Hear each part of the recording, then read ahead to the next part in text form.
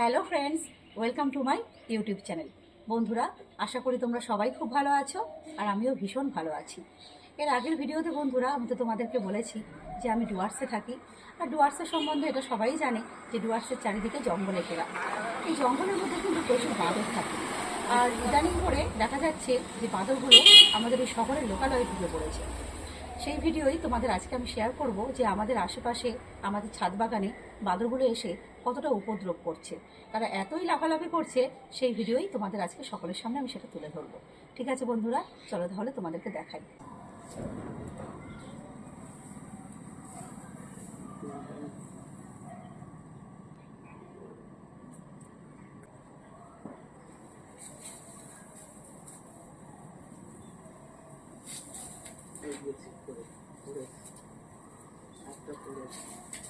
যতদূর সম্ভব মনে হয় ওরা খাবারের অভাবের জন্যই ওরা এরকম শহরে ঢুকে পড়ছে।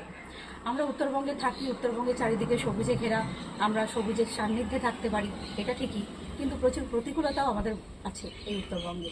যেমন সন্ধ্যের পরে বাঘ বেরোয়, মাঝে মধ্যে হাতির মুখোমুখিও আমাদের হতে হয়। এই সমস্ত প্রতিকূলতাকে জয় করেই কিন্তু আমরা এগিয়ে চলেছি।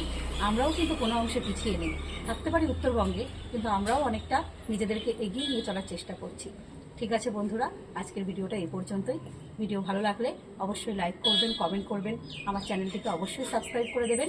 আজকের মধ্যে এতটুকুই। সবাই খুব ভালো থাকবেন, সুস্থ থাকবেন। টাটা।